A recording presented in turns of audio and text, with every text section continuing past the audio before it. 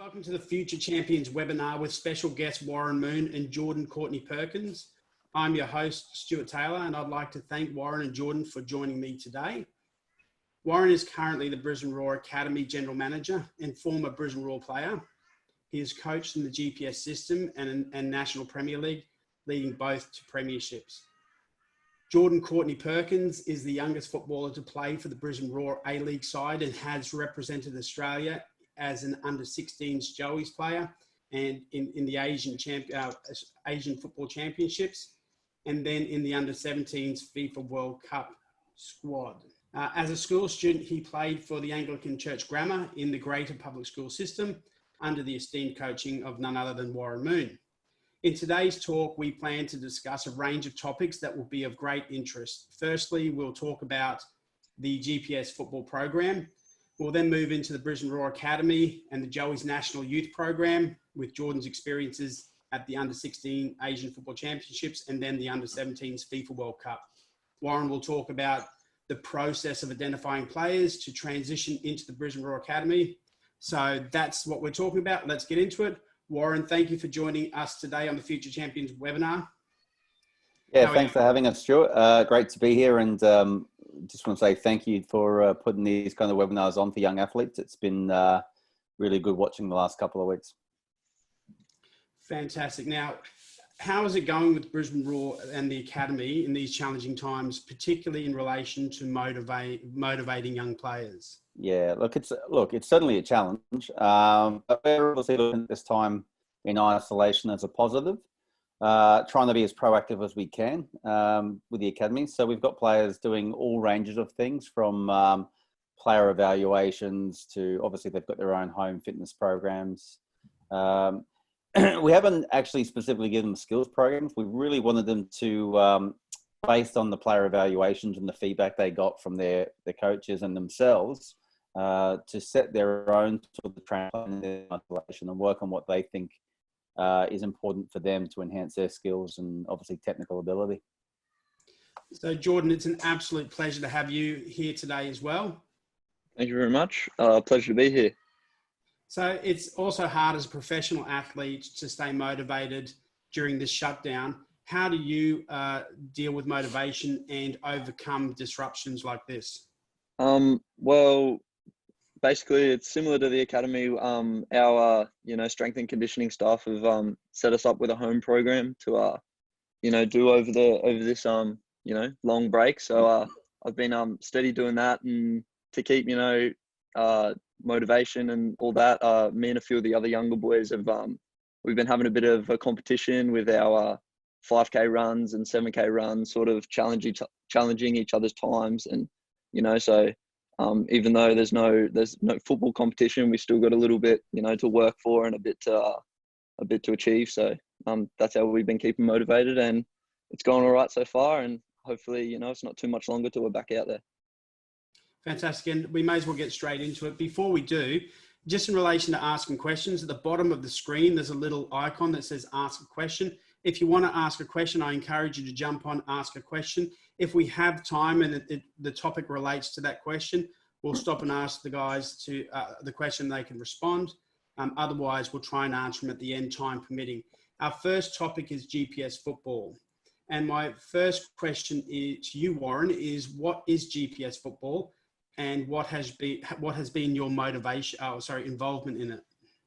Yeah, the GPS system is one of many football programs around the state in the school system, but it's the Greater Public Schools competition, competed for by, I think, 9 schools across Brisbane, run in term 2, which would be now, but obviously not. But so Churchie is one of them, and I was employed at Churchie for 5 years before I transitioned into the Brisbane Roar, and I was the head coach and head of football operations at the school. So Jordan, how important was GPS football in your development as a footballer? I think it was huge for me, to be honest, because growing up, coming through the NPL system and that, it's all technical based and playing out from the back. But with school, there's a lot more physical. There's a lot greater physical component to the game. So it helped me develop, dealing with long balls and really getting stuck in there and even playing for the win, because, there's 8 games and it's all about the title throughout the whole season. So it definitely taught me how to, play different games and how to manage games in terms of trying to get a result. So. Fantastic. I want to take you back to round 8, the second last game of the 2018 GPS season. It's the second last round of an 8-game competition. St Joseph's Nudgee College and Anglican Church Grammar are on 13 points with 2 games to go. This is the game. This game will effectively decide who wins the premiership. If Churchie win, it would be the first time in their history that they would win the premiership. But Nudgee go on and take a 2-1 win, and 1 week later, they're crowned the GPS premiers. Jordan, how did you feel coming off the pitch after missing an opportunity to win a premiership? It's never easy dealing with loss and, taking a loss as hard as that was. But I think lucky for us, we had a pretty young team at the time. So we obviously we spent a little time reflecting on the loss and thinking about it, as it's completely normal to do. But soon after, we realised a year from now we got another chance at it with a very similar squad to what we have. So I think that it was important that we didn't dwell on something we couldn't change. And obviously it would have been great to win that game, but just made the 2019 season all the more sweeter. So how did you feel in the dressing room? It was can't remember too much, but it was pretty bleak. I'm sure it was like everyone was quiet and heads down, but we couldn't have done much more than what we did out there. Everyone gave it their all, so we were all proud of each other, and it was an amazing journey that we'd been on. So it couldn't have asked for it any other way, to be honest. So Warren, I'm not sure what your recollection of that day was, but how do you as a coach help your players get over that burden and that pain? Yeah, look, my recollection of that day was a sad one, because the boys, they put so much into that game, and they were clearly devastated after the match. There were tears. I remember that was a sad day for me walking in. They were just young men, young boys, and they had put so much into that match that I felt for them, not just because of the result, but the way it happened. It was, I think from memory, it was literally the last kick of the game. They got a penalty to win it. So that was tough to take. But I've got to say, as sad as it was, and we had, director of sport come in, headmaster, and you could see it was a really, really tough place to be in that change room. But I was really proud of them, and I knew we would use that defeat in some way as a motivation to really push on for next season, because we never spoke about where we were going to finish that year. It was all about, let's make sure that we're competitive in every game we play. And if we'd have finished from 2nd to 5th, I think that would have been progression for a young team that was, I think they're all grade 10s, the bulk of them. So in one way you could look at it that we over, but there was obviously an end goal, and I'm sure Jordan would tell you that had the fact we got so close, we were so desperate to win it that day, not to be. But I think we learned from that, and I definitely think we had the perfect motivation going into the following season. So Jordan, do you remember the goal that Nudgee scored to win that game? Yeah, I do. Yeah, it was it wasn't easy to see that one going to the back of the net, but I've tried to forget about it over the last 2 years. Thanks for bringing it back up. You're welcome. So I want to bring you to 2019, particularly the start of the 2019 GPS season, particularly the first 3 rounds. Game 1, you travelled to Brisbane Boys College and you beat them 3-6. A great start to the season. In Game 2, you travelled to the Southport School, where you probably expect to win, but a young 15-year-old boy who's named Josh DeMarco, recently moved from Cairns to the Gold Coast, scored 2 goals for TSS, and you're beaten 2-1. It's interesting to point out that Josh DeMarco is now a Brisbane Roar Academy player. The 3rd round is a bye, so there is no chance for redemption. And I guess my question, Jordan, to you, honestly, when you were walking off the pitch then, did you feel as though you had lost the 2019 Premiership? and what was the dressing room like after that game? It was probably a pretty similar feeling to Nudgy, you know. That was a game that we definitely knew we should have won, and so we've come off that game not getting the result, and I think it was just everyone was gutted and heads were down, and you know, but it took the boys, you know, all getting behind each other and staying positive, because the season wasn't over. Every game in the season is a grand final with 8 games. Every single game is important. So to put that game behind us and focus on, you know, the next week or the week after, because there was a bye, but was like the most important thing for us. So I think that after that, I know we lost, but either way, we were going to have to win every other game for the rest of the season. And, you know, we just focused on what was ahead, and you can't change the past. So no point dwelling on it. So, Warren, I guess the question I have then is, there are 9 teams in the GPS football program, 8 games in a season. You only play each team once. Either the one year you play them at home, the next year you play them away. So it's very unforgiving. How do you as a coach, considering the history of 2018 where you lost in the last, I guess, the last kick of the ball in the second last match, you have a team walking off feeling as though they've lost the game or lost the competition in the second game of the match or the competition? Look, I remember that game really well. I think, you know, I won't go into whether we deserve to win it or not, because obviously that was done and dusted. But what I do remember is they were disappointed, but not, my recollection wasn't probably like Nudgy where they were devastated. They were probably more angry and frustrated with themselves. And I just remember it was pouring with rain. I just pulled them into a huddle, you know, because I think there was a little bit of chat with the opposition team after from some of our boys to their boys.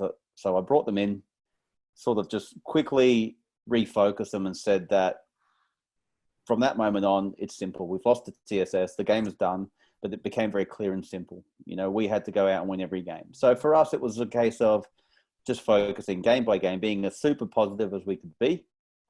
That was our style anyway, but it became very simple. We then knew that there was no complacency or slip up. We just went full throttle, and we went every game from that point on. I remember it was simplified for us. We just went, let's go out and win. And we lost players along the way with injuries and unavailabilities, but we just had the mentality, let's go out and win. And I think it took us that mentality all the way through to Toowoomba when we went up the range for that deciding game.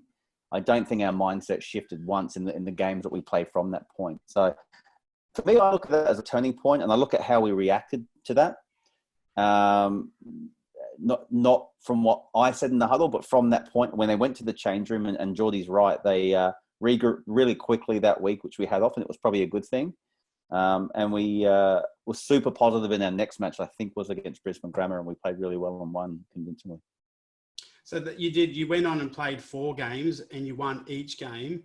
Jordan, you're a centre back, and you, in those 4 games, you scored 4 goals. And I guess my question to you is,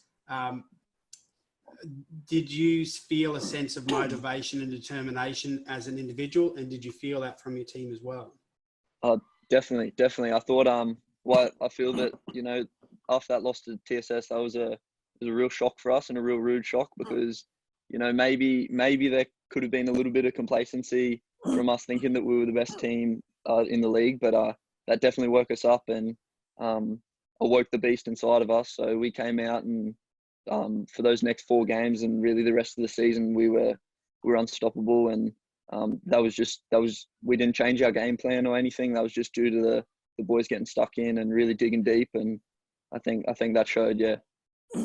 So then after that, you have 4 games which you win, and you win well. You are going up to play Toowoomba, who effectively, again, Toowoomba and yourselves are sitting on top of the table, and it's the second last game of the season again.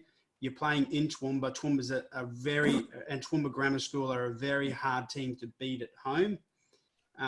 But again, whoever wins this game is effectively guaranteed the premiership, and a loss would see a repeat of 2018. Warren, my question to you is, how do you prepare your squad for such a big game? and how do you settle their nerves knowing, firstly, that they were a young team and they had tasted defeat in almost the exact situation a year before? Yeah, look, I was quite calm, to be honest. Probably in that situation before as a player. And fortunately, in my coaching as well, I've been in situations where we've had to play big games, and I've won some, I've lost some, and I look back at the ones I lost, like where Jordan said off there, when I dyed my hair blue and I worried about things outside the game as a junior, playing a grand final, and I played like rubbish. And from experience, you learn that it's just another game, and it's best to be calm and, go into the game knowing to focus on what you guys do well and what we do well. And I know it sounds really boring, but, we're really, really calm when we went up there. The difference with this game as opposed to the year before was, deep down, I think we knew we were a young side going into that game against Nudgee, and we probably knew they were the better side. We were looking to perform above our level to get something out of the game. And that day we did, and we were unlucky and fell short. This was different this year. We took all the experiences from the year before, and we went up there knowing we were a good side who had obviously played our way into some very good form. We knew there was going to be a test. There was a different feel to the side. There was a confidence that we'd been through something already. And we went and really prepared well as well. I think as well the schools take great credit because we went up the night before and stayed in a hotel the night before. Now that isn't normally done in GPS, but obviously given the magnitude of the game and probably our record in Toowoomba as a school traditionally, we've done poorly up there. We've always gone up there and caught smashing. So coupled with that, plus our preparation on the field, I think we were more than ready to take whatever came at us. And they were a good side, but I certainly didn't fear them or feel inferior to them like maybe we felt the year before going into that Nudgee game. I knew we had players on that park. If we had played well, we would have won the game. And you mentioned that you went up the night before and you stayed at accommodation, which was obviously good thinking. Was it good thinking to, and I guess I ask you, Jordan, was it good thinking in your mind to stay so close to the school? And how was your experience staying in the hotel? And by the way, I know the answer to this question. Well, no, going up early was definitely the right move, and it definitely made it a lot easier for us, because you don't have to rush on game day and everything's a bit more normal. But yeah, it was good. And the night before, there was a few of the Toowoomba boarders driving around our car park, yelling things out and stuff. So, and I think a few of the boys reacted. Not going to name names, but there was a little bit. You're not going to name names.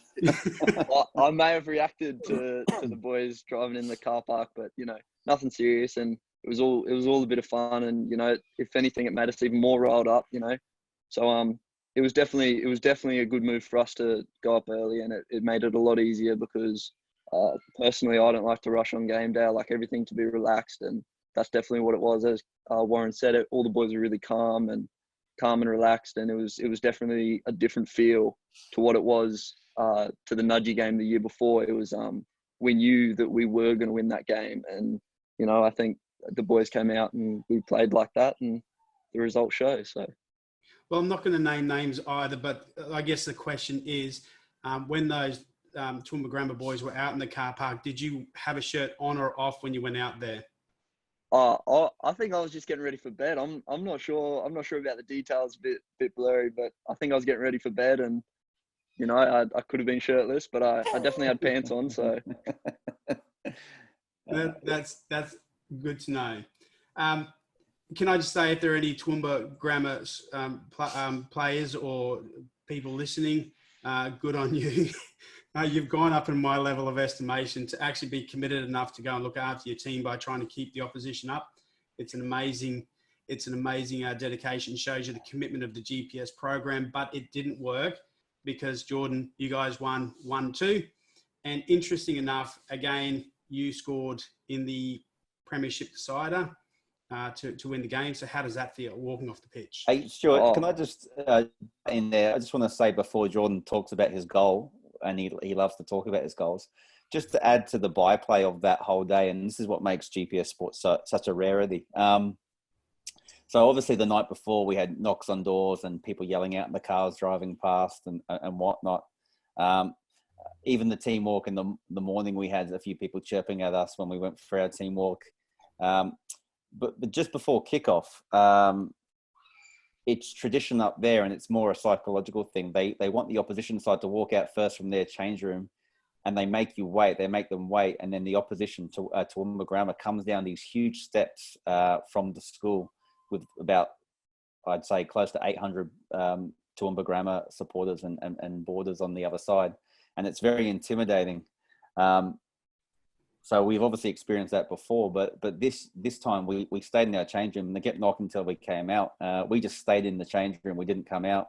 And eventually, I think Toowoomba Grammar came up. There was this standoff for an extra 10, 15 minutes where we refused to come out and we were knocking. We just kept saying, yeah, we're going to come. We'll come. But eventually they came down first and then we came down after. So we didn't have to sit through the whole, I guess, their so-called intimidation factor of them walking down with their army behind them. So, anyway, go on. Who would have thought you were capable of mind games, Warren? I can tell you right now, I won't even take credit for that. That was our director of football, Derek Lennon. He was adamant for us to stay in and not to come out. So we did. Whether that played a part, I'm not sure, but it definitely made to the theatre of the day. Yes. So now let's hear about the amazing goal, the goal of the season. Oh yeah, well that goal was special because I've got a fair few mates up at who live up at Toowoomba, and my brother finished school up there, so we know a lot of the people there. So that goal was special to me because there was banter and there was everything, there was all sorts going on in the week leading up to the game. So to score that goal and open the scoring in that game was that was real special to me, and that's definitely some footage that I'll be reviewing for many years to come. So how did the goal look? Well worked set piece into the back post, back across. You get the gist. Little tap in at the front post. Is that the case, Warren? Yeah, it was a scrappy goal, but I would take any goal, especially up there. He was magnificent that day, so I'm not going to knock him because he did score a few crackers in his time at Churchy in terms of some other goals he scored, but we haven't got time to inflate his head today about that. Jack Finch has a question. He says, Jordan, what was your favourite moment for Churchy football? My favourite moment, Finchy, would be walking out next to you. I don't know. Obviously, it's got to be, winning the premiership. I'd say probably more so when we versed Toowoomba, even though we did have a game the week after that we had to win, but versing Toowoomba and getting the win up there, that was truly something that I think all the boys will remember for their whole lives. It's a crazy moment for us and for the school. So that was really special, that one. Excellent. So we want to move on to, I guess, your progression from community football into the Brisbane Roar Academy. And Jordan, you were, if I'm right, you played for Brisbane City Football Club before being identified by the Brisbane Roar Academy, and I guess at the same time by Warren Moon as someone to come over to Churchy. Yeah, and, don't correct that, please. So you were identified by the Brisbane Roar Academy, moved from Brisbane City. How did that happen? So from Brisbane City, I spent my youth years at Brisbane City, under 12s, under 13s, and maybe a bit of under 14s. And then through that, I was selected for national teams for Queensland Metro. So I got the chance to represent Queensland down at Coffs Harbour. And from there, I was then spotted by the QAS, which was the Raw youth at the time. So I played in the under 18s MPL competition with them for 2 years, I think, or a year. And then that's when the Brisbane Roar Academy started up, and we all feel like us boys got the chance to trial at the Roar Academy, and we were selected, and from there that's how I've been involved with the Roar since then. And obviously along the way, I got lucky enough to represent my country at under 17 level. So it was a pretty full on, pretty hectic couple of years there, but yeah. Fantastic. So before we get onto that, Warren, as a general manager now of Brisbane Roar Academy, what would be the process for you for identifying a community player and then transitioning those players, if you identify them to be good enough to play for the Roar Academy, to transition them into the Roar Academy? Yeah, look, we've obviously got our processes internally, but the process is a pretty simple one. It's clearly outlined in our football development map. First process is detection, and through that we obviously need the help of Football Queensland, their programs and the clubs, and working better with the clubs. And that's something I've really strived to do in my short time in the role, to improve those levels of communication with the clubs so we can help detect players early and see where they are. And then obviously identification from that, identify the players that are of interest. Again, work with the clubs, observe the player, gain a better understanding of them and their abilities. Jordan said before, from that point, it's then selection. You select them and provide them with an opportunity in the environment of the academy. And lastly is development. It's try and develop them in our way, in our model at Brisbane Roar, and how we like to play. And again, it's about providing that environment for them to try and be successful and, I guess, fulfill their potential to where they might see themselves going in their careers. And how is it different for regional Queensland? Particularly, you've got an incredibly large area. Or you've got Cairns, Townsville, you've got far North Queensland, North Queensland, Central Queensland, and how does it change for regional areas in your detection process? Well, for me, I don't want it to be different. I think the process should be exactly the same as I've just outlined. Obviously, distance is an issue, but it shouldn't be the only issue. And I've gone on state record saying that, there's really good people coaching in clubland all across the state. And that's no different to up in Cairns, Mackay, Townsville, the Wide Bay Zone, there's good coaches. So, when we talk about detection of players or identifying players, we've got to build relationships with people up in the regions and trust them that they're doing a good job in their programs, and that we don't necessarily have to bring those kids down too young. But at some point, if we are the only A-League side in the state, then they may look to transition down. And a couple of the things I'm putting in place is probably help for those players, where they might be able to go into a program like a GPS program or another program like a SPL program, where they can do schooling down here and we can look after them. It's not finalised yet, because COVID-19 has probably put a stop to some of the things I was already in discussions with some of the regional areas. But that's sort of our hope, is that, just because they're in regional areas, it doesn't mean that they won't get an opportunity or they're not being looked at. We need to start putting things in place that better identify these players, but that will come. Excellent. So moving on to the next level of representation, and that's in the Joey's system. Jordan, you were lucky enough and you were selected for the Joey's under-16s AFC and then the under-17s FIFA World Cup in Brazil. Can you talk to me, and I think you were 15 at the time. Can you talk to me about that experience of being selected and then ultimately going over and playing? That was something that was it was an honor for me. I think it's every boyhood dream of every boyhood football player's dream is to represent their country, and getting to do so at a youth level for me is really special, and it's something that I hold with great pride. But it was just going over there. I've never really traveled much overseas, so traveling with the team and being put up in these super nice hotels and getting treated like kings as 15-year-olds is something that it's awesome. It's an awesome experience, and then getting out on the pitch and standing there with your teammates and singing that national anthem as loud as you can.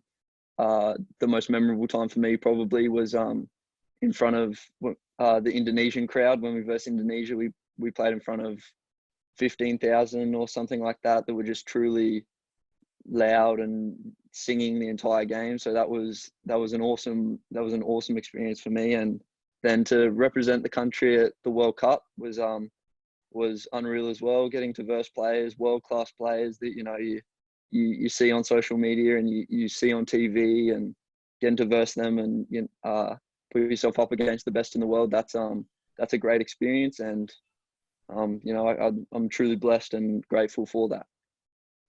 You played against Hungary in one of the games, and in that game, there was a handball, and it was the VAR, that's video assistant referee, that actually detected it. And how did it feel in such a significant game, such a high emotive game, and such a stressful game, to be responsible, I guess, or feel responsible for one of those goals? Yeah. At the time, obviously, once they brought it to the VAR, I knew that they were going to call it a handball. It's just, it's what they've been doing all tournament. So I was definitely almost a bit frozen. Like, like costing a goal for my team it's not a great feeling. I'm sure every football player knows it's not a great feeling.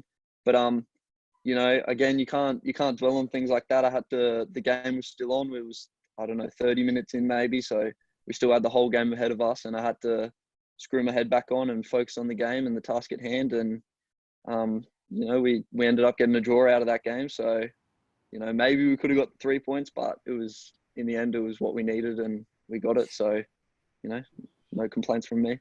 And you did need it, and you progressed to the quarterfinals, and you played France. How was that experience? A very good team. We versed France in the round of 16, but yeah, it was that was I don't know, it's different. It's different to verse a team like that, and we obviously had to adapt to their play style, and they loved to keep the ball, and they had players with quality to keep the ball. So we sat behind it, and we were playing well. We let in an early goal, but we were definitely holding our own in that game, and we matched it with, arguably the best young team in the world. And we suffered a red card early in the second half, and that kind of that threw us back a bit. But I think that throughout the game we did all we could, and couldn't be prouder of everyone that was involved, because that was a performance that, even though we didn't get the result that we desired, we were definitely proud of how we played and how we represented our country. And that's ultimately one of the most important things. So fantastic. I'm just trying to look at some of the questions that are coming through, and one's from Jasper, and he says, Jordan, how did you find doing both Roar Academy and Churchy? And I guess in this situation, also national representation at the same time, at the same time, and how did you prioritize? Well, for me, it was I was lucky enough to have Churchy's full support throughout my whole time there. So everything that I did, Churchy backed, and they helped me a lot throughout it.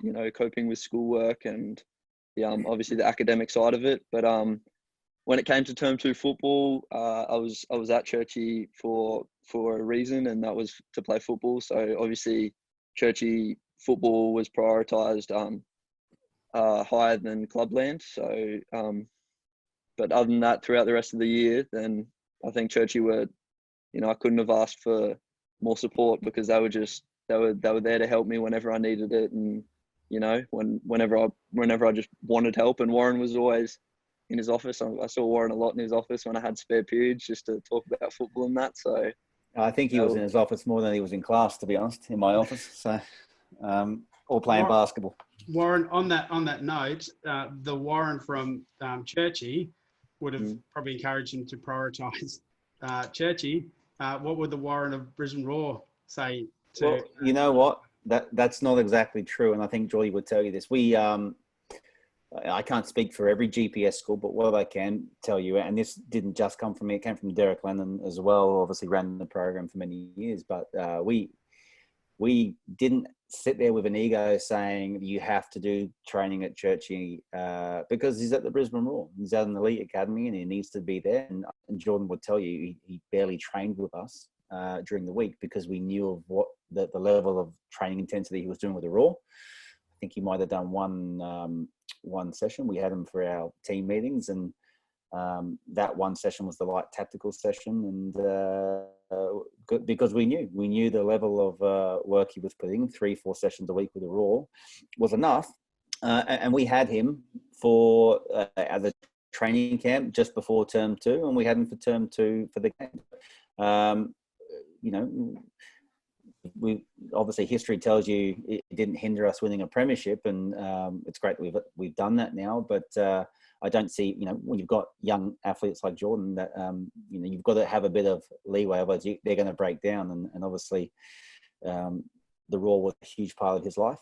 So it's the camps that he went to for the Joeys, and we were there to support that and make sure if he needed a top up, he could get it. But if he didn't, he needed to be rested. So I think we were really supportive, and we looked at the overall picture when it came to Geordie. But not just Geordie, we've got other players in position come through the program like Luke Pavlou, Jesse Daly, James Eccles, Bon Scott. They've been through the same process. So and we've got current players now, Jackson Simpkins there, and Dom Horde and Cyrus. They're going through the same thing. So we just got to be as when I was there, we had to be as supportive as we can and be as understanding. And because on top of that as well, there's schoolwork, and if there's one thing Joy was really focused on, it was his academics. So you need to raise your left hand if you're telling fibs, Warren. But no, he was a smart kid, to be fair to Jordan. So what was your development, Warren, or what was your involvement in developing potential Brisbane Roar players for the Joeys? Or what is it, Warren? I guess, what do you do now to try to get your players to the next level?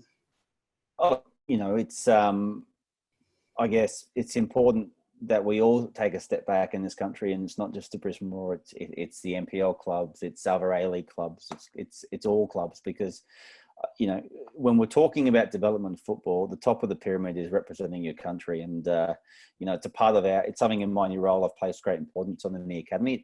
It's in our vision and mission statement. We want to be the leader in youth development, and we want to have the highest number of identified players in our academy in national teams. That's what we want. That's our focus when we now go to training and our coaching staff with players. We want them to do well. It's not a case of, we're not there to go win the under-16s premiership or the under-18s premiership. That's not what it's about. We want to find the next Joey, the next even Matilda in our women's program, or the next Socceroo. And Jordan's achieved that, and that's great. Now we want Jordan to go on and play in the 20s, and we want him to go play for Australia and represent the Socceroos. And right now, currently, aside from Jordan, I think we had a couple represent New Zealand at the same World Cup Jordan went to, and Jackson Simpkin and Keegan Jelicic. We've had, who else have we had? We've had Obran Klalic. He's represented Bosnia. He's gone to an under-19s couple of training camps and played for Bosnia. So it's great. It's a start, but we want more. And our focus, to be honest with you, Stuart, is around trying to get as many of our players, our talented players, in the shop window in front of Trevor and in camps where they can show what they can do.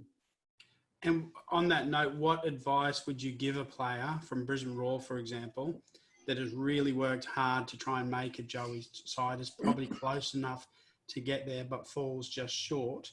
And I guess the same could be said to that player that is close enough in the NPL to get into the Brisbane Roar Academy and they just miss out. What advice would you give them? Well, I think, I could give advice, and, the easy one to say is continue to work hard, be strong mindset. But I think you've got someone in this chat right now who's probably better placed answering that, because Jordan would know more than most. I know he's had a few setbacks, but he's been there and lived it. And in most recent times, he's been in Joey's camps. He's seen players there that, he wouldn't go on record to say they're not good players, but he might know the Queensland players that were unlucky to miss out who might be just as good. And sometimes it comes down to just opinions of the coach, but that shouldn't stop or deter players continuing to work hard and keep trying to improve themselves in the little 1%ers. And that's what they should be doing, in my opinion. Fantastic. I'm just looking at one of the questions. So, Jordan, how old were you? And this is from someone who hasn't provided a name, but how old were you when you played for the under-17 in the under-17s World Cup? My birthday was while I was while I was over in Brazil. So I think I played my first game at 16, and then the rest of the games I was 17, just 17. So yeah. And Roman wants to know, how old were you when you actually played or started playing for the Brisbane Roar Academy, and how did that help you develop as a player? I think I started playing for the Brisbane Roar Academy at, I think I was 16, maybe 15. I'm not sure. I came into the under 16 team, so I think you were 15. yeah, it was the under 16 team that played under 18. So I was 15 at the time, but the rest of my team were all '02 born, so it was Fantastic. yeah. So going back to that question that I asked Warren, and he said you might be in a better position to answer that. What advice would you give those players who fall just short? Yeah, well, I think definitely that I think definitely you just got to keep at it, because I actually missed out on the first Joey's team that got to represent the country in Thailand at the AFF tournament, but I kept working hard, and I managed to be involved the next time around. I made sure of it. I didn't, there was not a day I didn't sleep without thinking about the next opportunity that I could get. And I think it's important, because there are a lot of kids, as Warren said. I could say, I'm not going to name names obviously, but I could say I know a lot of boys that I played with at the Brisbane Roar Academy who are, they've got bags of quality and could easily fill a spot in the national team program. And so I think it's just about keeping your head screwed on right, and staying level-headed, and just working every day on improving your craft. And you will get the opportunity eventually, and when it comes, you got to grasp it. So you also played in the youth league with Brisbane Roar, and you were part of the team that won the championship or the premiership. Yeah. And how was that experience? That was cool as well. I was lucky enough to be involved in that NYL team that season that we won it, and I was a young boy in the squad, so it was I had a lot of older boys around me, helping me throughout the season, and helping me during games at improving myself. And when we got to play that final at ANZ Stadium, that was an awesome experience. It was the first time, I think, that a lot of us had been televised, which was a really cool moment for us all. And I think it was also a big moment for the club winning that, because I think it was the first time that we've won the youth league, which was yeah, it might be. Yeah.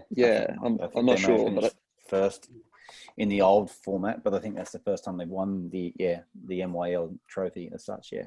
Yeah, so that was cool. And it's always good when you get a win like that, and you get to celebrate with the boys back at the hotel, and really soak it all in before you fly home the next day. So it was a really cool experience, that. And then you go on and you actually become the youngest Brisbane Roar player to play in the A-League. Can you talk us through that experience? And am I right that you actually played out of position? Yeah, well, I played left wing back, which I've played occasionally as like a youth player, but it was generally more like a centre back, left centre back. But I was lucky enough that the gaffer saw something in me and put his trust in me to go out there against Sydney FC. Was my debut in the FA Cup, and that was a truly surreal moment for me, because Brisbane, I've lived in Brisbane my whole life, and I've always supported Brisbane Roar, and I've watched the games, and I've been to Suncorp, and I've experienced it all as a fan. But then to walk out as a player was just something that was truly special to me and special to my family as well. So it was awesome, and I'm definitely grateful for that opportunity, and I'm not taking it for granted, because I've got to keep working hard and keep earning my spot in the squad, and proving that I'm good enough, and that's what I'm doing. So Warren, Jordan was given or has been given a scholarship with Brisbane Roar. Can you explain to us what that actually means? Yeah, so obviously it's obviously Jordan, being the age he is, quite young. So there's a couple of forms of contracts that you can be given. So There's an A-League contract, and then there's what we call the scholarship contracts, which are for our younger players to reward them for the work they've done. And I think Jordan's currently on that. And I think, to be fair, I think Jordan's rise in the last 12 months has been rapid, from where he was, with Churchy, and then obviously going through the MYL period and then the World Cup. So he's had a huge 12 months, which has basically led him now to being a first-team player at the Roar. So he's done fantastically well from that perspective, and he's obviously on the scholarship contract now, and no doubt that's the start for him. But I'm sure there's days ahead that we'll see him progress even more. But I think it's that's what he's currently on now, and it's part of the contracts that the club provide and A-League clubs for young players coming through on their journey. Fantastic. Well, thanks for answering those questions. But there are 8 questions that I think we really want you to answer. And in keeping with the GPS spirit, being 9 teams and 8 really important games, we're going to have a little trivia. It's going to be Mooney and Geordie versus the Angry Mob. And the Angry Mob are the people that are listening today, so they'll be able to participate. And to help me out, I'm going to enlist the esteemed help of one of the most a very important Brisbane Roar celebrity. Some people say that he's second in line to the Pope. I'm not sure about that, but let's see if I can get him on. This is technology at its best. How do we go? Can everyone see? Are you there? We're just going to get his sound right, and then he'll be right. We'll unmute. How are you guys? Good, mate. How are you? Yeah, very good, thanks. That's good. You're going to lead us through this the trivia between Mooney and Geordie and the Angry Mob. And here's the way it works: is that there are 8 questions. There will be a poll for the audience or for the viewers, and they have 10 seconds. So you can't jump on YouTube, you can't jump on Google and search it up. You've got 10 seconds to answer.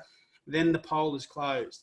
After that, Warren, Jordan, you have to actually give us your answer, and the victory goes to the one who gets the most right answers. You guys up for it?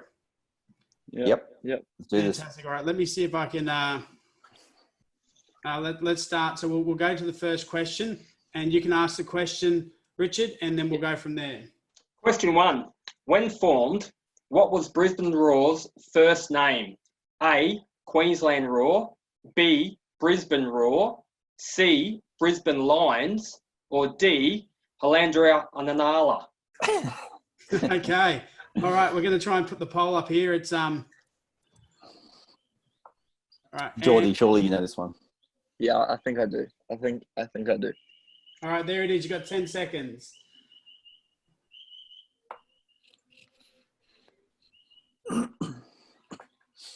And it's 3, 2, 1, and okay, over to you, Geordie. What do you say?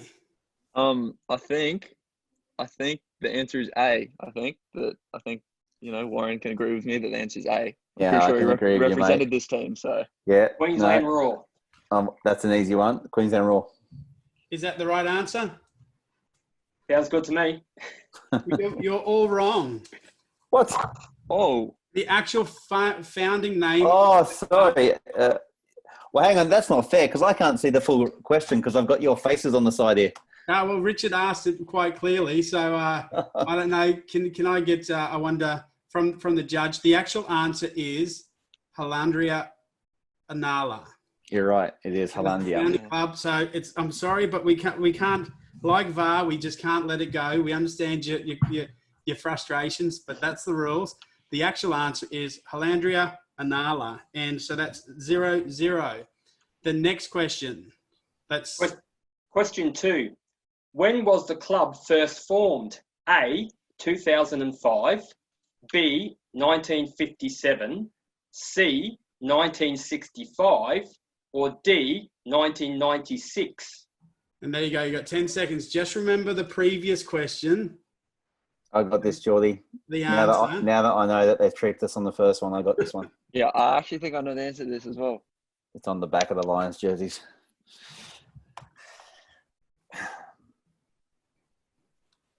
And there we go. It's ended. And what did you guys get? 1957. 1957 is the correct answer. And the Angry Mob had 1957 at 32% and 1965 at 35%. So they got it wrong. So Yes. That 1-0. Warren and Geordie, you're up 1-0. Okay. Now over to the next one. Over to you, Richard Roar. Question 3. Brisbane Roar FC holds the record for the longest unbeaten run. How many games was it? A, 28, B, 34, C, 36, or D, 40? And you got 10 seconds, guys. Geordie, surely you know this, yeah? I think so. I'm gonna be embarrassed if I get it wrong though. And the poll has ended. So, Geordie, Okay. what do you think, Geordie? I think I know it. Would I be right saying it's 36 games unbeaten? That was what I would say. Yeah, I think you're right, mate. Okay, And the yeah. answer is 36. And the Angry Mob also got 36. Okay. You are ahead by 1, guys. And over to the fourth question. Are you ready? Question Richard. 4. Who scored the club's first ever A-League goal on the 28th of August 2005? A, Michael Baird, B, Warren Moon, C, Alex Brosk, or D, Manny Mackay? In 10 seconds. You don't want to give anything away, do you, Warren? Well, I'm trying to remember it. I think I know the answer, but I'm trying to rack my brain. I was on the field. I just can't remember if it's one of the two I can tell you players. it's not Warren Moon. Oh, listen, I know it wasn't me, so you can rule me out And straight away. 3, 2, 1. Alex Brosk. Okay. Who did you have? Alex Brosk. The right answer is Alex Brosk. And the Angry Mob, they chose A, Michael Baird, who actually scored the second goal of that game. So Yeah. close, but no cigar. Let's go to the fifth question. Let's see if we can push it through. This one's about GPS football. Question 5. Which GPS school has won the most premierships? A, Ipswich Grammar, B, Brisbane Grammar, C, Nudgee College, or D, Brisbane Boys College? And 10 seconds. What do you think, Geordie? I think I know. Okay. I'm pretty sure it's right what I'm thinking. I can tell you that the Angry Mob got the question right. And you got to tell us what it is. Would Warren back me up and say it was Brisbane Grammar? Nudgee. I'm We saying got- Nudgee. You got to lock in one. I imagine if Jordan was right. I'm actually pretty sure because I saw this. I think it's Nudgee because I saw the whole list. I think Brisbane Grammar won a few, but do you know what? I'd rather be wrong than say Brisbane Grammar. Okay. Jordan, I think you lock in whatever answer you Lock think. in Yeah, what you Brisbane reckon. Grammar. Brisbane Grammar. Well, you'd be wrong. It was Nudgee. Ah, And the Angry Mob got it right. Probably Oh, a lot no. of Nudgee kids watching today. Okay, sorry to do that to you, Jordan. I didn't mean it. Put that no, pressure it's on all you. right. It's all right. Okay, the next one is also a GPS question. Over to you, Richard. Question 6. Churchy won their first GPS premiership last year. Which is the only school not to win a GPS premiership? A, Southport School, B, Toowoomba Grammar, C, St. Joseph Gregory Terrace, or D, Brisbane State High School? Oh, I do know this one, Geordie. Yeah. See, now I'm off, Matt. I'd say State High, right? you can't talk. You don't want to give it away while the Angry Mob's on sorry. it. I thought they were done. I'd say Toowoomba Grammar, yeah. And that's it. We're closing it. Throw a smoky in there. Well done. All right. You guys going to lock in an answer? Gregory Terrace. Gregory So Terrace I would have been wrong again. Don't You trust is me, the Warren. right answer. Yep. And the angry mob chose Brisbane State High. Ooh, Yes. good luck to See, John mind Cosmine games, this year. mind with games. Gregory Terrace, the only school not to win a premiership. Yes, up until last year. Yeah, that's right. We're going over to the Joeys now. Over to you, Richard. Question 7. What was the Joeys' best result in international football? A. Runners-up at the Under-17 FIFA World Cup. B. Semi-finals in the Under-16s AFC. C. Semi-finals, Under-17 FIFA World Cup. Or D. Quarterfinals in the Under-17 World FIFA Cup. And you got, come on, guys, we've got to make quick. Got to make kick 10, 5, 4, They 3, got their 10 seconds, Geordie, but have you been Yeah. sold on this? 1. Say again? Oh yeah. I think I do know this. Was it Okay. New Zealand, 99? Yeah, I think it was Under-17 World Cup runners-up, 1999. Yeah, we got a couple of Raw players played in that, I think, and we got the new CEO of FFA. I think he was in that squad, or was meant to be for that tournament in New Zealand. I think is it the runner-up World Cup? Is that what you're thinking, Geordie? Yeah, that's definitely one Are I'm you thinking. locking it in? Locked in. Yeah, we'll log it in. The correct answer is runner-up for the Under-17s FIFA World Cup. And you guys claim 1 point. And the angry mob, disappointing again, they chose the quarterfinals, the Under-17s FIFA World Cup. So close but no cigar. And I thought you might, I was anticipating that would be the question you might lose it on, Warren, and it would reflect the 2018 season, but it looks like it's more reflecting the 2019 season where Churchy brings it home. So let's see if we can get this last question over to you, Richard. Question 8. Look at the stadium on the screen. Whose stadium is it? A. Fir Park, Motherwell. Before you go FC. there, Sorry. I've got to actually get the screen. Sorry.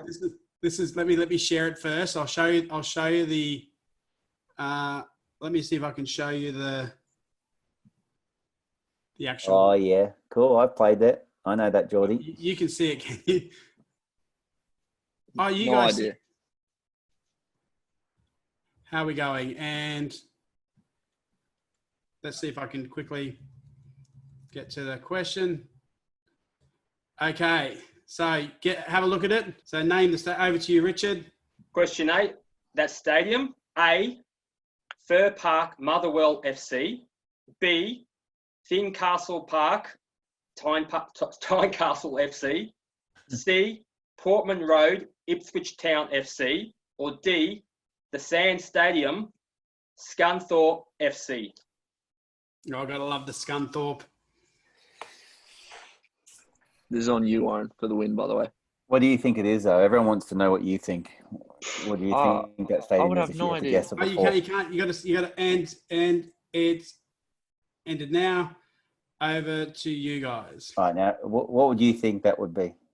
I know it's not Motherwell because Tommy Aldred plays for Motherwell or played for Motherwell, and that wasn't it. Why didn't you guess Motherwell and see? Is it? Wow, that's embarrassing. So Motherwell. Are we taking that? Not. So what's the answer? Hey, Motherwell. I'm pretty sure that's Motherwell. I've been there. It looked like it to me, but now I'm worried because I only got a snapshot of that. But that looked like Fir Park to me. 100% Fir Park. Absolutely. And the angry mob. Never in doubt. Never in doubt. The angry mob got it right. Okay. I can't believe you said that about Tommy Aldred. What do you mean? You said that's embarrassing. That was a good stadium. No. I'm saying it was embarrassing that I didn't know it Okay, good. after saying what I said. Yeah, all right. Okay. Richard, thank you so much for helping us out there. Can I ask one quick question? What game are you watching in the background? It's the grand final replay, 2011 against Central Coast, I think. Just looking back there, I think. That's what I've been doing in isolation, watching old games. Fantastic. And are you missing your football? Most definitely missing. My family and I love getting to all the Raw games, NPL, W League, and obviously A League. Yeah, we're missing it. Well, fantastic. And Richard, thank you so much for your time. I'll drop you off. I don't know how to do that, but I'll try. No worries, guys. Catch you later. Well, you'll just have to hang on there while we do it. Yep. So, no worries, mate. All good. Warren and Jordan, thanks for your time. We've got a couple of questions if you're happy to answer them. And because Richard's there, he might want to ask them as well. So the first question is, Jordan, firstly, congratulations on your achievements as a player this far. Can you give the listeners an insight into some of the extras you did other than work hard to get where you are now? Prior to to COVID, what were you doing other than working hard to be selected in the Brisbane Roar first team at such a young age? Well, thank you very much, firstly. And to answer your question, I think my dad can vouch for this. I would, after back in the youth sort of days back at Brisbane City, when I wasn't even playing in the NPL or the academy, you would find me in the backyard, hitting a ball against a little crazy catch thing, just keeping it up and working on my touch and doing that for hours and hours on end until I got it perfect. And more recently, I would me and some of the young boys, we would team up after training, setting up goals and setting up little goals at 20 meters apart and practicing striking the ball in certain techniques with left and right foot. And so obviously, working hard is massive, but you gotta work on your technical part of the game as well, because that's just as important. So fantastic. We've got a heap of other questions, but it's now clicked over past the hour. And Warren, I know you've got an important meeting soon. So can I firstly say, Warren, thank you for your time. Your kids didn't pop in and say hello. What's happening? No, they didn't. But mate, I'll just quickly say, just on what Geordie said, because I do have a couple of minutes. From a coach's perspective, and I've known Jordan for a few years now, and it's great that he said that. One thing that stood out with Jordan, and I won't say from the rest, because there's some very good players coming through the academy that I've coached, but one thing that he had was the intensity of how he trained. And it was always there, the level of intensity in training. I don't think I ever saw him have he's a grumpy character and he can get a bit angry. And sometimes I had to talk to him in cage about how competitive he is, which was a great quality that he has, by the way. But his level of intensity for every session, this thirst to improve himself in every training session, was what separated him. And I think if I gave any advice, which we do in our academy currently, we talk about not wasting a moment. Don't waste a day. Come in, train as hard as you can. The level of intensity must be matched all the time for you to improve. And the way you train is the way you play. And I think that's a big one that I noticed in the way Jordan sort of goes to training. I'm sure he'd back that up. Okay, so I wanted to make sure we're clear, but in that trivia, it was 6-3 to Jordan and Warren. So that's comfortable. That's another trophy this year for us, Geordie. It's actually the same score that you played. What was it in BBC? The BBC in the first game this year in 2019. So, guys, thank you so much for being part of this. There will be another webinar coming up soon, and that information will be provided. There were 3 selectors from Queensland Country and Queensland Metro that will be talking about the importance and what they're looking for in players. That date will be released soon. But Warren, thank you for your time. It's been great. Mate. Yeah. Thanks for having me, mate. It's been very enjoyable. Yep. And Richard, thank you again. Do you have any questions for the boys before we leave? Just to say, I'm very excited about the academy, and I've really taken an interest this year in NPL. And I tell you what, the Brisbane Roar have got some great talent coming through the ranks. Can't wait. Thanks, Richard. Fantastic. Jordan, thank you so much as well for your time today. It's been greatly appreciated.